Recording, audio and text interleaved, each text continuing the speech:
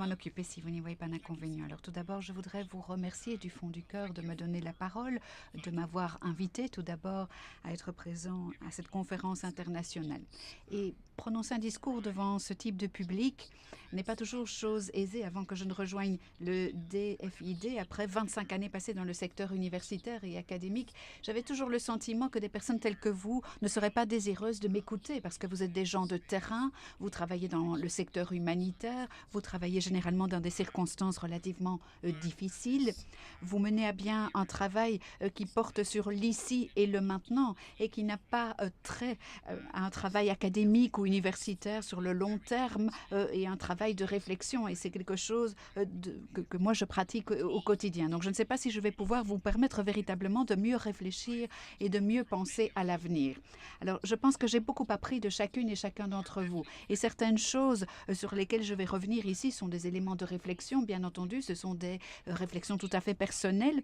Et j'ai décidé de donner comme intitulé à ma présentation, et dans l'introduction, cela a été signalé par plusieurs orateurs, nous avons besoin de dispositifs, nous avons besoin de systèmes. Nous pouvons continuer à parler de très jolies choses et nous pouvons continuer à parler de protection sociale, mais ce qu'il nous faut, c'est construire quelque chose.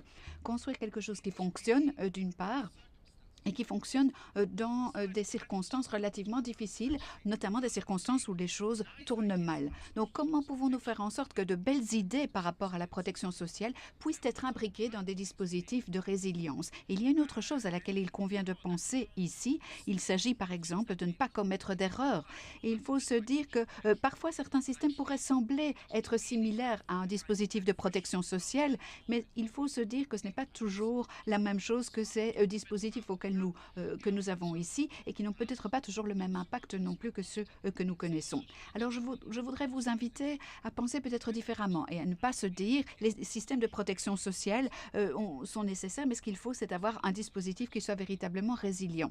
Alors bien entendu, il y a matière à réflexion à ce niveau-là et il y a toute une série de questions qui peuvent bien entendu nous intéresser et il y a toute une série de dispositifs intéressants qui ont été mentionnés notamment par Monsieur Shaiban. Il en a mentionné, beaucoup de pays agissent de la sorte. Et nous avons quelques histoires couronnées de succès qui ont vu le jour ça et là et qui recèlent des éléments de bonne pratique. Il y a beaucoup de travaux qui ont été déployés au niveau de l'Amérique latine et qui ont permis de créer des systèmes qui ont fait la différence. Alors, bien entendu, si nous faisons appel à toute une série de choses, il y a des pays, bien entendu, plus riches qui peuvent, bien entendu, réfléchir à toute une série de dispositions minimales à mettre en œuvre. Mais ce qu'il nous faut, c'est avoir quelque chose de concret qui soit parfaitement adapté à la situation du pays. Et nous avons des histoires qui ont été couronnées de succès. Nous ne serions pas ici, bien entendu, si ça n'avait pas été le cas. Et ce dont je voudrais vous parler, ce sont des différentes étapes que vous pouvez mettre en branle pour pouvoir justement aboutir à cela. Ce que vous pouvez faire à partir d'ici. Nous avons bien entendu des environnements fragiles, des conflits, des circonstances difficiles. Nous avons également toute une série de situations qui font en sorte que nous ne voyons pas toujours très clairement dès le départ comment nous allons pouvoir concevoir ces systèmes. Et c'est véritablement l'objectif que je me suis assigné dans le cadre de cette présentation. Si nous voulons parler sur les bénéfices qui peuvent être apportés par les systèmes de protection sociale à la population, il nous faut un dispositif qui soit crédible. Nous pouvons très bien dire, eh bien voilà, nous allons vous offrir une assistance permanente, nous allons fonder notre soutien sur tel ou tel pilier. Mais si nous ne faisons que parler de cela, cela ne va pas changer le quotidien des personnes que nous concernons. Il y a parfois de très belles idées, bien entendu, mais c'est quelque chose qui sera peut-être moins concret que la mise sur pied de systèmes de protection sociale. Donc, la façon dont j'entends procéder pour cette conférence va nous permettre de voir comment nous allons pouvoir utiliser différents types de transferts conditionnels, non conditionnels, quels sont les différents dispositifs et les différents prérequis qui sont rattachés à ces systèmes. Alors, lorsque nous œuvrons dans les environnements avec lesquels nous sommes censés œuvrer, ou dans le cadre desquels nous sommes censés œuvrer, je voudrais quand même préciser d'entrée de jeu qu'il ne faut pas nécessairement nécessairement avoir des systèmes de protection sociale partout. Je voudrais bien entendu que cela existe partout, mais ce qu'il nous faut, c'est un dispositif qui soit axé sur les droits. Et cela ne constitue que la partie immergée de l'iceberg. Nous pouvons bien entendu avoir de facto un dispositif qui ne sera pas traduisible dans les faits et qui ne servira dès lors à rien. Donc il faut voir dans quelle mesure il peut être mis en œuvre et dans quelle mesure ce dispositif peut s'avérer crédible. Alors par crédibilité, j'entends d'avoir un dispositif qui puisse fonctionner dans la pratique. Donc il y a toute une série d'environnements dans lesquels nous sommes amenés à agir. Et nous pourrions très bien dire, mettons sur pied un dispositif de protection sociale, mais il faudra avoir un système résilient, un système crédible, et il faudra que ce système puisse, par exemple, tenir compte de certaines circonstances. Si, par exemple, un changement intervient au niveau de pouvoir du pays, eh bien, il ne faut pas que ce système disparaisse. Comment va-t-on pouvoir concevoir des systèmes qui vont pouvoir résister à l'épreuve du temps, si je puis dire, et survivre au fil du temps, puisque c'est précisément de cela dont il s'agit dans ces environnements. Toutefois, je voudrais vous inviter à la prudence, parce que quant à la façon dont nous allons réfléchir à tout cela, il nous faudra des systèmes qui vont pouvoir persister en dépit de tous les risques qui vont pouvoir aller de pair avec l'instauration d'un tel système. Alors, il y a toute une série de questions qu'il va nous falloir nous poser et nous poser en permanence pour précisément s'assurer que nous ayons une bonne réponse à proposer. Nous avons parfois des dispositifs qui sont décentralisés et qui sont le fruit de la recherche. Donc, parfois, nous obtenons bien entendu de très beaux résultats à un niveau mineur avec un impact léger. Mais ce que nous voulons, c'est avant tout un dispositif qui va pouvoir résister à toutes les formes de pression imaginables que va devoir subir ce système. Donc, il nous faudra un système en place qui pourra fonctionner de la façon la plus adéquate possible. Alors, bien entendu, nous avons des systèmes qui peuvent faire beaucoup de très bonnes choses. Et il y a beaucoup de bonnes choses qui se produisent. Il y a beaucoup d'initiatives décentralisées qui permettent, bien entendu, aux populations de bénéficier de quelque chose de positif. Mais nous ne pouvons pas les appeler immédiatement des dispositifs de protection sociale. Ce sont des systèmes qui sont meilleurs que ceux qui existaient auparavant, qui permettent un soutien humanitaire, mais nous ne pouvons pas les étiqueter de systèmes de protection sociale. Ils y ressemblent, ils ont le même parfum, la même apparence, mais ce n'est pas du tout la même chose. C'est un petit peu un dispositif Canada Dry, entre guillemets. Donc la question qui se pose ici est de savoir si nous voulons construire de véritables systèmes ou si nous voulons construire un dispositif qui ressemble à un système de protection sociale.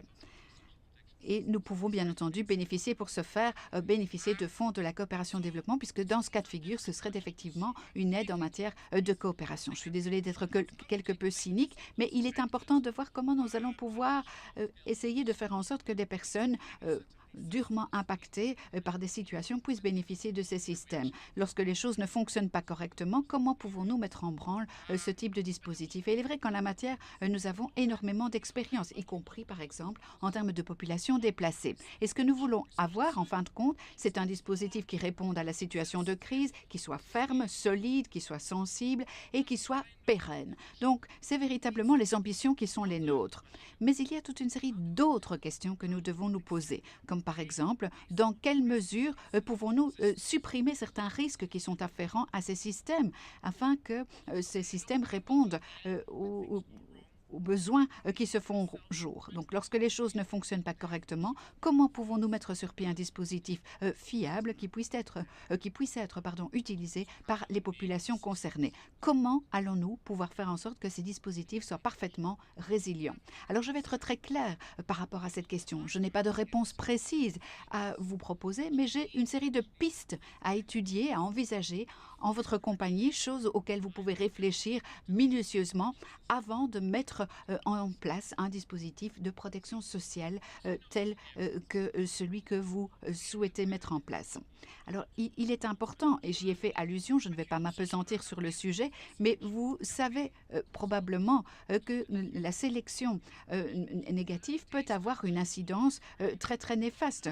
En 93 ou en 94, après toute une série de conflits, il y a toute une série de recherches qui ont été menées à bien, qui nous ont permis de voir comment nous pouvions éviter les risques. Et il y a toute une série de calculs qui ont été effectués et on s'est penché sur la nécessité d'éradiquer la pauvreté. Et c'est magnifique pour la Somalie, ce fut notamment le cas. Et c'est magnifique, c'est merveilleux et nous pouvons le faire. Nous pouvons bien entendu travailler sur la pauvreté immédiate, la pauvreté en termes de revenus, le fait que des enfants ne puissent plus aller à l'école, que des revenus soient perdus par les ménages, etc., etc. Et il y a bien entendu toute une série d'éléments qui attestent du fait qu'en cas de crise, il est important de s'atteler à ces thématiques, à tous ces risques qui peuvent surgir en cas de situation difficile. Parce que bien entendu, à travers le monde, nous sommes confrontés à toutes ces circonstances de vie qui constituent un cercle vicieux, et le cercle vicieux de la pauvreté en particulier.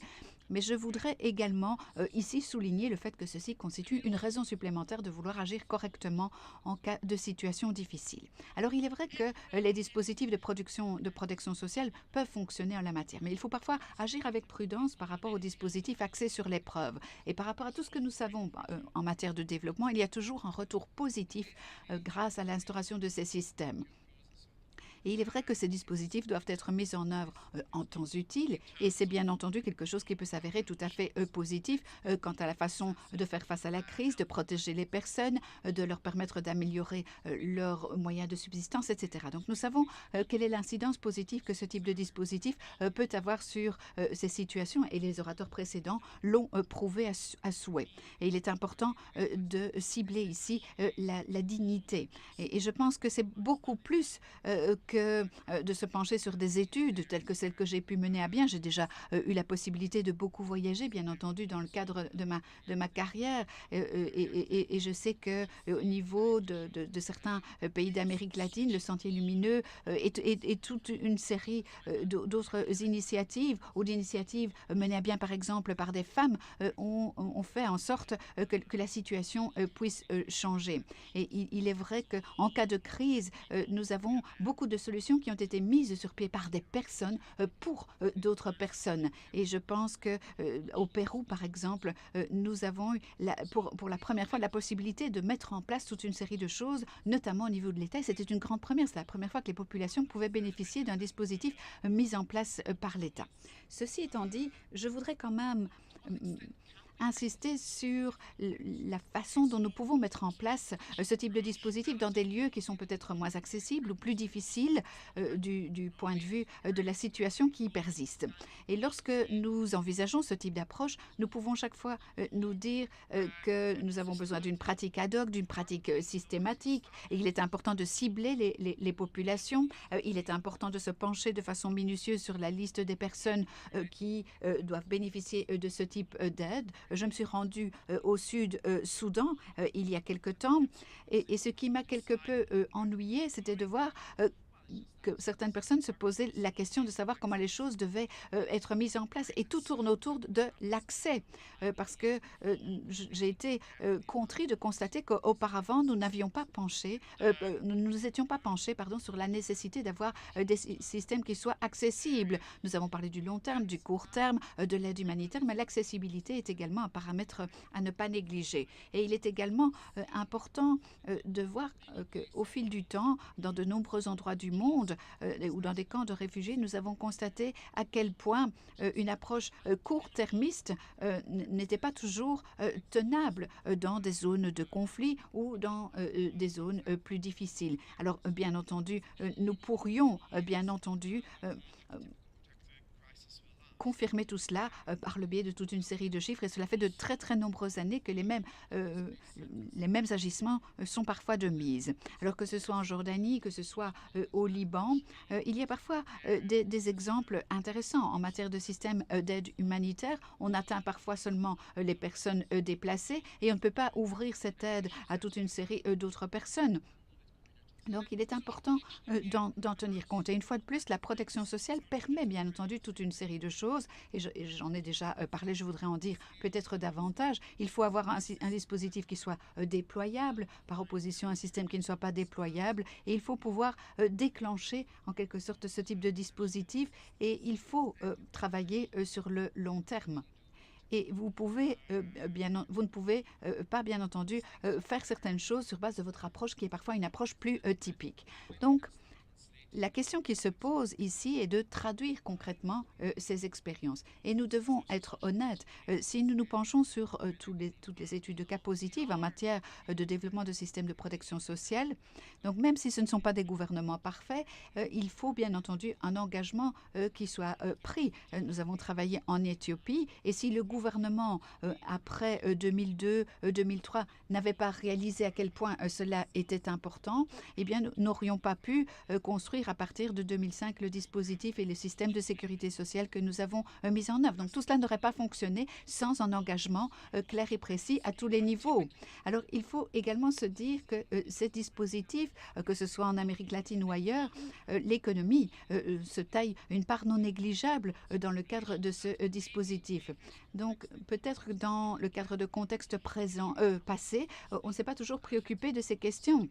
Donc parfois ce qu'il faut, c'est un dispositif qui propose des systèmes complémentaires en matière d'éducation, etc., ou qui peut bénéficier de transferts de fonds, de transferts de liquidités. Et nous avons pu constater que parfois, certains dispositifs n'étaient absolument pas utiles et que parfois, certains chercheurs ne sont pas excellents quant à l'interprétation qu'ils peuvent effectuer par rapport à ces dispositifs. Et nous savons que dans ces dispositifs conditionnels ou non conditionnels, ce qu'il faut, c'est des services qui fonctionnent, bien entendu, et il faut que les services fonctionnent pour que vous puissiez faire ce que vous souhaitez faire. Alors, pourquoi est-ce qu'au Kenya, nous avons vu des éléments de preuve qui attestaient du système, notamment au niveau des transferts de liquidités. Et là, cela a créé toute une série d'opportunités en matière de revenus, en matière de marché, etc. La même chose en Asie. Donc, nous avons certains éléments qui attestent de l'utilité de ce type de dispositif. Nous avons des économies qui sont en pleine croissance et il est effectivement positif que ce dispositif de sécurité sociale soit un point d'entrée. Et parfois, au Soudan, dans la partie sud-ouest du Soudan, nous savons que les choses ne fonctionneront peut-être pas nécessairement de la même manière. Alors, nous avons ici une longue liste de points qui apparaît ici à l'écran. La légitimité des gouvernements n'est pas toujours présente. Nous avons, par exemple, toute une série de choses qui ont trait à la fragilité des systèmes. Et si nous traitons avec des populations déplacées ou des populations étrangères, il y a bien entendu différents types d'environnements dans lesquels nous sommes censés agir. Et bien entendu, lorsque nous travaillons en Jordanie ou lorsque nous essayons de trouver de nouvelles opportunités d'emploi, eh bien, nous travaillons parfois dans certains cas de figure dans des zones qui sont économiquement sur le déclin. Et il y a toute une série de conflits parfois qui peuvent survenir au niveau des activités à déployer dans le pays. Et comment peut-on absorber une grande partie des personnes au niveau du secteur de l'emploi? Et lorsqu'on en arrive à ces situations pour le moins complexes ou difficiles, eh bien, il ne faut pas se dire que les éléments vont se traduire aisément dans la pratique. Donc, il nous faut des systèmes qui fonctionnent, qui délivrent un certain niveau de résultats et qui fonctionnent, y compris dans des situations relativement ardues et difficiles. Et par rapport à cela, je voudrais soulever 3 questions qui doivent impérativement trouver réponse et auxquelles il faut réfléchir si vous souhaitez, par exemple, mettre sur pied un dispositif qui soit parfaitement résilient. Alors, tout d'abord, le premier point a trait à l'aspect décisionnel. Il est important de voir qui va supporter les risques. Si vous ne pouvez pas définir les responsabilités au niveau des populations déplacées entre les gouvernements locaux, nationaux, etc., et les différentes organisations parties prenantes, eh bien, ça va être très difficile d'avoir un système qui soit pérenne, bien entendu. Qui doit répondre aux questions? Qui doit agir en la matière? Qui va déclencher le dispositif? Toutes ces responsabilités doivent être claires. Et dans quelles circonstances pouvons-nous bénéficier de telle ou telle aide? Et il est également important de voir comment nous pouvons assumer les responsabilités en la matière. Donc, c'est quelque chose qui me semble couler de source. Et à partir du moment où vous préparez tout cela, il faut y réfléchir et y réfléchir avec minutie et prudence. Et puis, deuxièmement, la crédibilité est également quelque chose de très important. C'est vous qui allez devoir assurer cette crédibilité et cette pérennité. Il est important de voir comment vous allez financer ce dispositif. Comment allez-vous mettre en branle un système de protection sociale si après 18 mois, vous ignorez comment ce système va être être financé. Cela ne fonctionnera pas. Donc, en essence, qui va supporter les risques et qui va supporter les risques financiers? Quid des impondérables? Parfois, nous aurons besoin de plus, parfois, nous aurons besoin de moins d'argent. Parfois, nous devrons englober davantage de personnes ou moins de personnes. Donc, il faut agir avec prudence par rapport à tout cela. Et le problème est bien entendu lié au démarrage du processus. Et j'ai écrit un ouvrage et il est disponible dans toutes les bonnes librairies et il est disponible gratuitement en ligne si vous souhaitez vous le procurer. Donc, je vous invite à vous le procurer parce qu'il y a toute une série de bonnes idées qui y sont développées. Et la chose qui m'intéresse ici est de se dire que lorsque nous lançons un appel, nous devons nous dire que si nous voulons financer un système crédible, et comment veiller à respecter ce que vous jugez comme étant un droit fondamental des populations, comment pouvoir obtenir tout cela par le seul biais d'appels qui sont lancés. Si vous lancez un appel après une crise, mais c'est trop tard, c'est trop tard. Vous ne pouvez pas mettre sur pied un système après une crise en disant essayons tous ensemble de trouver une manière de mettre sur pied ce dispositif. Si vous lancez un appel à des dons ou quoi que ce soit de ce type après la crise, cela ne va pas fonctionner. Donc il faut être pratique ici. Et si vous lancez des appels après qu'une crise ait démarré, vous allez avoir des retards stratégiques, vous allez avoir des positionnements politiques et vous allez en quelque sorte être confronté à certaines difficultés puisque généralement ces appels ne sont satisfaits qu'à concurrence de 50%. Alors, si vous ne recevez que la moitié des fonds dont vous avez besoin, comment allez-vous agir? Et il était également important de tenir compte de la nécessité d'avoir les fonds requis. Alors, il est également intéressant de se dire, mais voilà, si vous voulez être visible, c'est vous qui allez occuper le poste de coordination et vous allez avoir une fragmentation des efforts puisque les uns et les autres vont être reconnus pour leur participation à cet appel ou leur participation à cette intervention. Alors, il y a également d'autres questions qui entrent ici en ligne de compte, comme par exemple la prise de décision. Alors, je pense qu'il faut être très clair par rapport à ce que ces points reprennent. Il s'agit d'en revenir à la question de savoir qui va supporter l'ensemble des risques. Vous savez qu'au mois de février 2015, qu'il y a eu toute une série de choses qui étaient censées se produire à toute petite échelle. Moi, je me souviens des conversations que nous avons eues au niveau de nos organisations. Et beaucoup de personnes disaient « Ah oui, mais ce n'est pas nous, c'est telle autre organisation qui est impliquée. » Peut-être est-ce le cas, mais nous avons eu beaucoup de retard et nous sommes demandés comment nous allions pouvoir mettre en place une bonne réponse. Et si vous retardez les choses, il faut savoir qui est responsable. Il peut s'agir du gouvernement local ou du gouvernement national, etc. Mais il faut savoir qui est responsable. Alors, parfois, on est peu préparé et on a une planification qui est relativement médiocre. Il faut se dire qu'il y a des milliers d'ONG qui sont parfois actives sur le terrain. Ce n'est pas une bonne recette en matière de coordination. Donc, ce qui n'a pas été correctement fait à l'époque, c'est que beaucoup d'argent a été récolté et les gouvernements avaient quelques 4 milliards pour pouvoir redresser la situation. L'argent a été récolté relativement rapidement, mais il a fallu attendre le mois de décembre pour que nous ayons un premier plan politique quant à la façon dont nous entendions utiliser les fonds. Et je pense que ceci est lié au fait qu'on n'a pas anticipé, qu'on n'a pas réfléchi à tout cela auparavant. Alors, en matière de système de protection sociale, il est important de penser, par exemple, aux sociétés ou aux compagnies d'assurance. Alors, si vous êtes dans le secteur de l'assurance, je ne voudrais pas que vous me mépreniez sur la teneur de mes propos, mais je pense qu'il faut voir à la façon dont ces entreprises réfléchissent à la chose. Parce que ces compagnies d'assurance essayent d'envisager de quelle manière elles vont couvrir tel ou tel risque. Et il faut savoir que toutes les choses sont claires dès le départ. Et il faut savoir qu'en cas de difficulté, il va pouvoir être possible de réagir et de faire face aux impondérables. Pourriez-vous demander à l'orateur de parler en face du micro parce qu'il a tendance à s'éloigner du micro en permanence et le son n'est pas de bonne qualité. Donc, nous travaillons bien entendu avec des lignes budgétaires gouvernementales et nous devons parfois essayer d'obtenir des fonds et nous n'avons pas d'approche uniforme en la matière. Alors, j'ai un transparent. Oui, alors, je sais qu'il y aura des questions que vous aurez à me poser par la suite, mais j'ai encore un transparent à vous présenter. Je voudrais que vous réfléchissiez à tout cela. je voudrais que vous puissiez vous dire que nous avons eu ce fameux tremblement de terre à Mexico.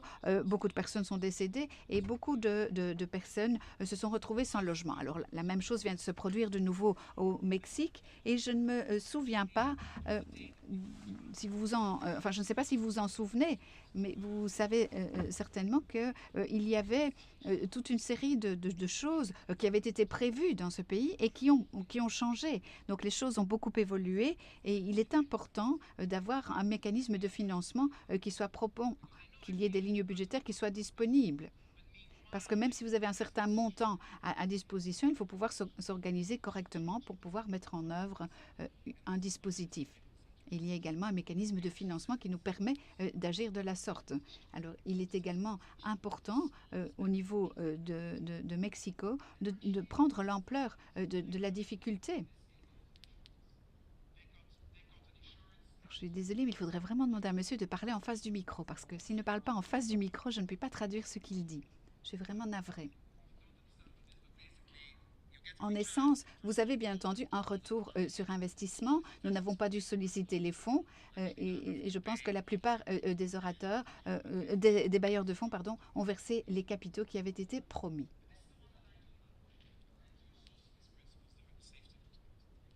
Ouais, merci beaucoup. Merci.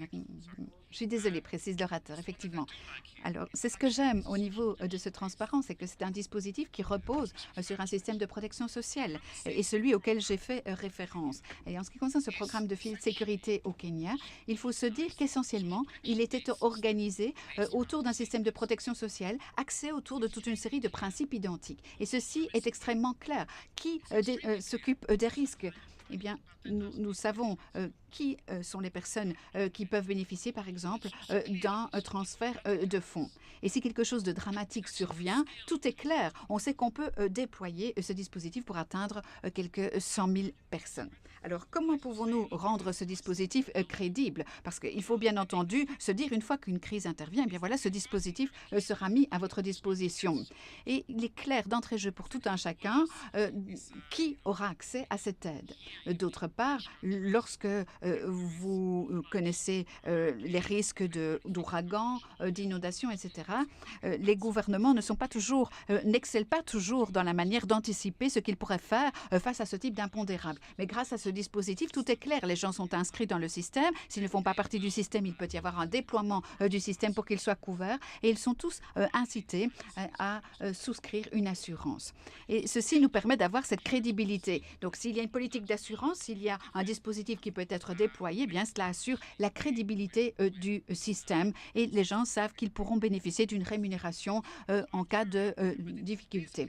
Donc, voilà ce qu'apporte ce système. Et dans ce cas de figure, il faut être très clair par rapport à la prise de décision, par rapport aux préparatifs qui doivent être effectués pour pouvoir déployer le système le cas échéant. Et il est clair également où tout ce qui tourne autour du financement plutôt de ce dispositif est également clair. Donc ça figure dans mon ouvrage. Je suis désolée de revenir à la charge avec mon ouvrage et je voudrais commenter encore pendant quelques minutes, si vous me le permettez, ce dispositif. Comment peut-on le traduire concrètement dans les faits? Et les principales leçons que nous avons pu tirer de tout cela sont les suivantes. Il est trop tard d'intervenir après la crise. Il est important de savoir précisément ce que l'on va faire lorsque la crise intervient. Et ce que l'on fait est bien entendu essentiel. Il faut avoir un système qui soit pérenne, il faut avoir un système qui soit excellent et qui soit probant. Et la coordination en la matière est véritablement quelque chose de central. Et il faut bien entendu gérer également la question du financement. Donc ces trois aspects-là sont clés. Alors je vais rapidement terminer par quelques suggestions.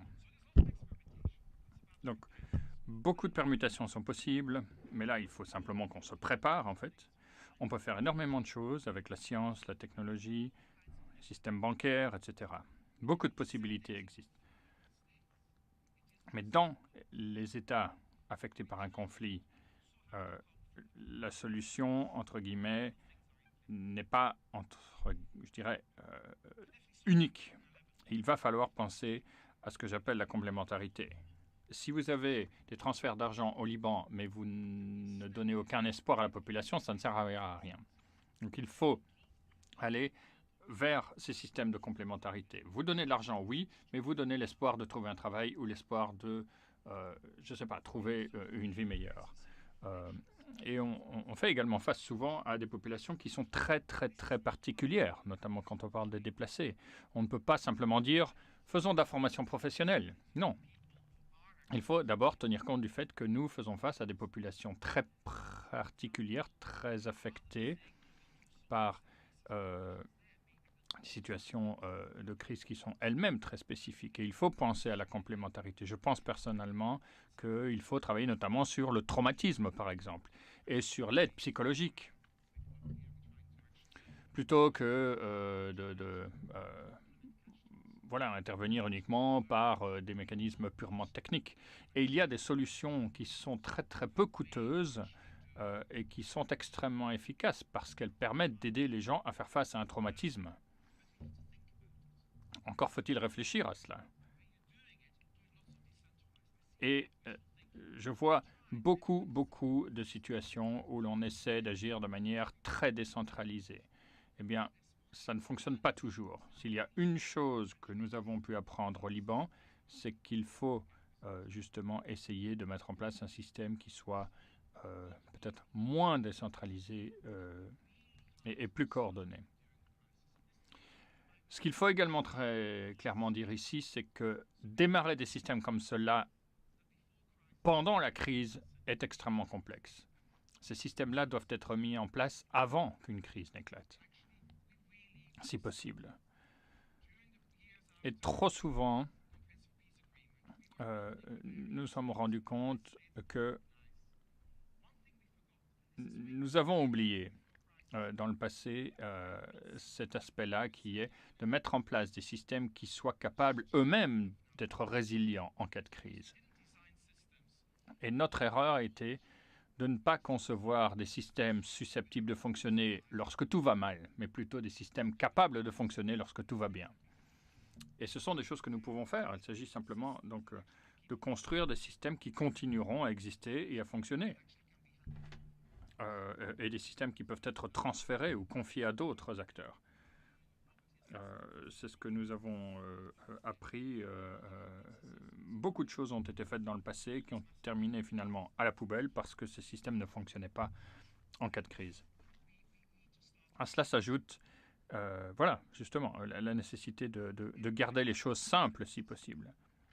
Keep it simple. Ensuite, j'ai parlé du risque tout à l'heure. Qui est propriétaire du risque, entre guillemets?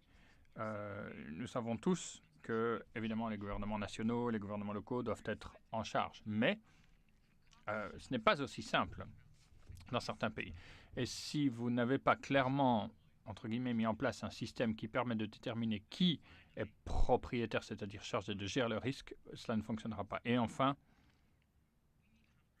il nous faut un financement crédible. Parce que nous pouvons faire beaucoup de choses. Nous pouvons agir. Nous pouvons, et nous sommes engagés, entre guillemets, sur cette voie, je crois. Et vous ne pouvez pas dire aux gens, voilà, désolé, on vous donne cette petite carte, elle vous donnera accès à certains services, mais elle disparaîtra ou cessera d'être utile dans quelque temps.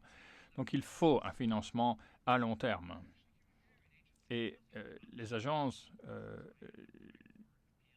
d'aide humanitaire sont systématiquement confrontées à la nécessité donc de se financer, de faire des appels à la solidarité en cas de crise, parce qu'il y a des problèmes de financement. Pour certains risques comme les déplacements, par exemple, vous pouvez imaginer de mettre en place peut-être une sorte de système qui serait une police d'assurance qui s'activerait lorsqu'il y a déplacement de la population, où l'on aurait donc une sorte de soutien automatique qui viendrait d'un État lorsque une crise éclate et implique des déplacements en population. Mais il faut des financements malgré tout. Et trop souvent, nous fonctionnons sur base d'un système où on paie lorsqu'il faut payer. Et les gouvernements donc, peuvent fonctionner comme cela en mettant en place un engagement. C'est la seule manière, je crois, de vraiment fonctionner à long terme. Et puis ce qui est intéressant quand on parle de protection sociale, c'est que vous pouvez définir à qui vous donnerez quoi et quand. Et avec un bon actuaire, vous pouvez même déterminer le coût de cela sans que cela n'ait un impact en termes de financement inenvisageable. Donc si nous voulons des systèmes de protection sociale, il faut continuer à tester, oui, des solutions parcellaires, oui, mais si nous voulons un vrai système et une vraie approche systémique, on ne peut pas ignorer les aspects qu'on évacue encore trop souvent sans y réfléchir. Il nous faut réfléchir à ce que nous allons pouvoir offrir en cas de crise et réfléchir à la manière dont tout cela est et doit être financé.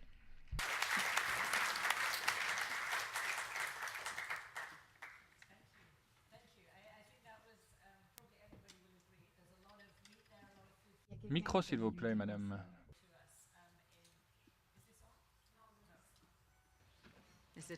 Voilà, mon micro n'était pas allumé. Merci beaucoup pour ce qui a été une intervention extrêmement riche sur justement les systèmes résilients, l'aspect du financement également, les défis que tout cela pose à beaucoup d'entre nous. Et la manière dont nous devons effectivement, les chercheurs qui sont ici, réfléchir à tout cela. Il nous reste un tout petit peu de temps pour peut-être prendre quelques questions. Et vous pourrez évidemment également intervenir auprès de Stéphane pendant la pause qu'a fait. Quelques questions, brèves s'il vous plaît. J'en prendrai peut-être 3, 4 ou 5 maximum. Et Stéphane ensuite réagira aux questions ou aux commentaires. Alors, une ici, deux là, une dans le fond, et je vois une main ici sur la gauche également. Intervention brève, s'il vous plaît, avec le micro si possible. Merci, Valérie Schmitt. Je suis directrice générale du département protection sociale à l'OIT, Genève. J'ai une question pour vous. Lorsque vous parlez du fait que les systèmes de protection sociale doivent être résilients et durables, ce qui manque, à mon avis, parmi les critères que vous mentionnez, c'est cette idée de les voir, entre guillemets, s'intégrer et s'asseoir sur une fondation légale, réglementaire. Je crois que c'est fondamental. Deuxième question. Je comprends, effectivement, dans votre présentation, vous donnez l'exemple du Kenya, qui est très intéressant. L'idée est donc de mettre en place, de construire un système qui est permanent. Et c'est ce que nous faisons depuis une centaine d'années au niveau de l'OIT. Nous mettons en place, nous construisons des systèmes de protection sociale. Et puis, vous dites qu'il faut s'assurer que dans le design, la conception et dans le financement d'un tel système et des différents mécanismes, il faut une possibilité de développer davantage ce système pour qu'il prenne un vrai essor en cas de crise. C'est assez difficile pour moi de comprendre que vous voulez mettre en place un mécanisme de financement qui permettra de faire fonctionner ce système par des contributions, des taxes, peu importe. J'imagine une sorte de financement mixte sur base du budget de l'État et sur base de contributions. Ça, c'est assez classique. Et en cas de crise, soudainement, lorsqu'il faudra donc développer ce système et l'amener à un niveau supérieur, l'amplifier, bon, là, le financement s'inscrit dans une durée de temps beaucoup plus courte parce que les crises sont généralement limitées dans le temps. Donc, j'aimerais savoir comment vous pouvez coordonner ces deux systèmes et cette double vision du temps, entre guillemets, en matière de financement. Merci, Dr. Sensai. Direction générale de la protection sociale Myanmar. Je voulais notamment revenir sur ce que vous avez dit, la nécessité de mettre en place ces systèmes de protection sociale pour qu'ils fonctionnent avant les crises. Nous avons un peu d'expérience en la matière. à Myanmar. J'ai une question pour vous en ce qui concerne l'aide psychosociale. Nous avons mis en place une approche d'aide psychosociale et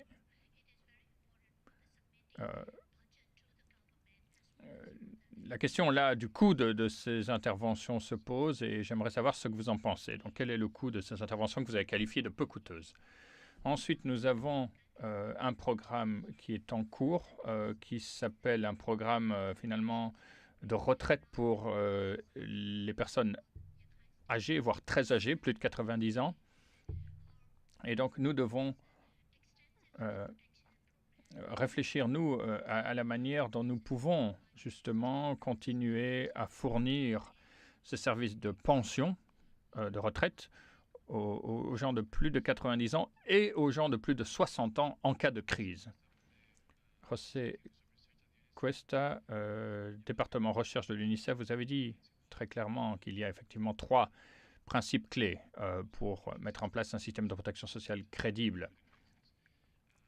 Et vous avez dit que ce système doit exister avant les crises. Ma question porte sur la séquence des événements. Parce que, bon, c'est mon opinion, dites-moi ce que vous en pensez. Mon opinion, c'est que vous ne pouvez pas avoir une conversation sur la crédibilité d'un système de protection sociale sans avoir une conversation crédible sur le financement. Jérémy, de l'UNICEF Burundi, vous avez dit, c'était très intéressant, qu'il faut que ce système soit mis en place avant les crises, avant qu'elles n'éclatent. Mais par définition, étant donné que ce sont des systèmes encore nouveaux dans beaucoup de pays, il y a beaucoup de pays qui n'ont ni système de sécurité sociale et qui sont déjà en crise. Donc que faire? Comment mettre en place un système dont vous dites qu'il doit exister avant la crise quand nous sommes dans beaucoup de pays déjà face à la crise? Comment revenir en arrière, entre guillemets, dans le temps? C'est impossible. Et comment faire également pour imaginer de mettre en place un système de sécurité sociale ou de protection sociale, sachant que ces États-là, souvent, éprouvent d'énormes difficultés financières à financer leur budget national. Une dernière question. Madame à gauche, et peut-être d'autres par la suite. Merci. Je viens du gouvernement du Lesotho, je suis Madame Tapanta. Vous avez mentionné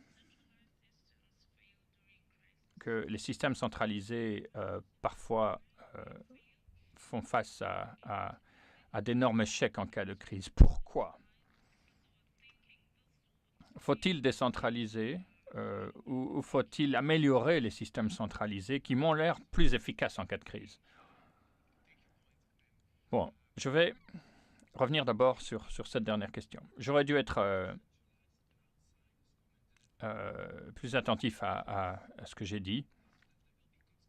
Il y a évidemment partout des systèmes qui fonctionnent bien lorsqu'ils sont décentralisés et lorsqu'ils sont centralisés. Et dans certains cas, la décentralisation est utile.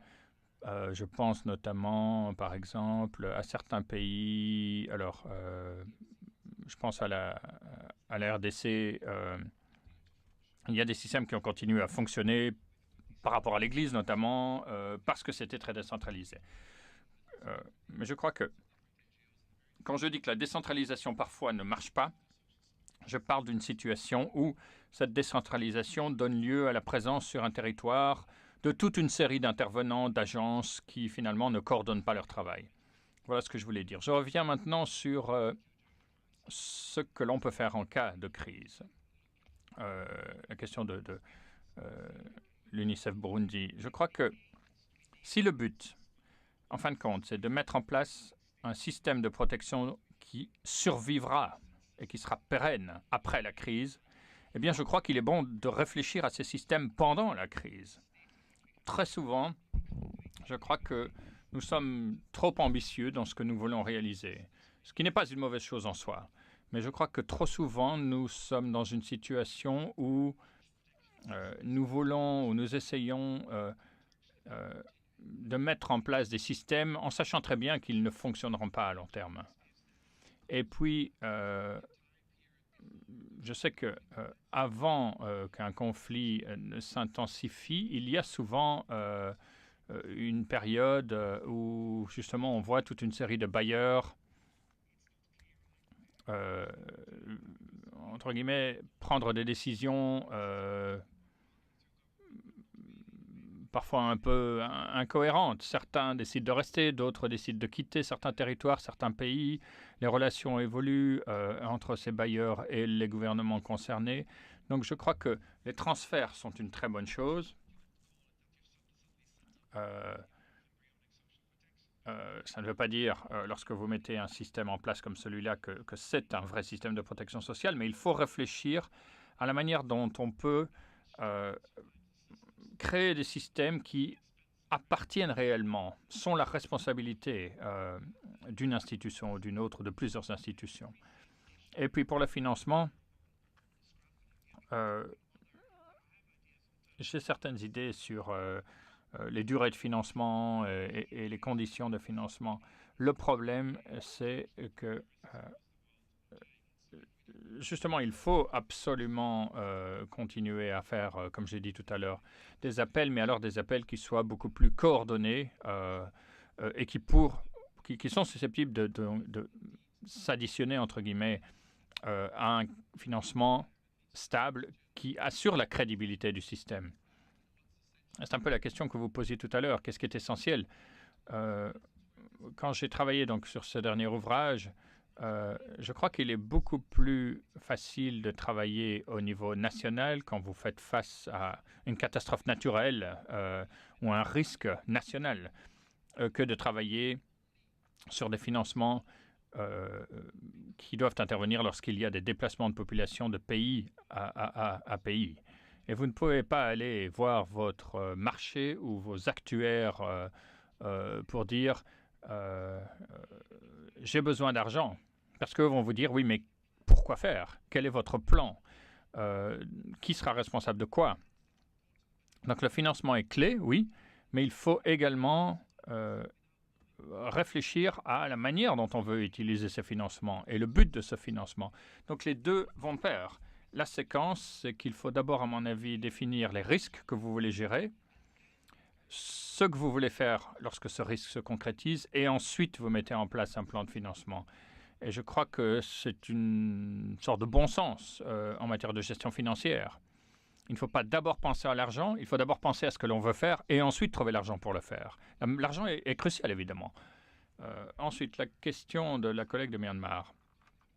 Très heureux donc de pouvoir peut-être parler de ces risques psychosociaux.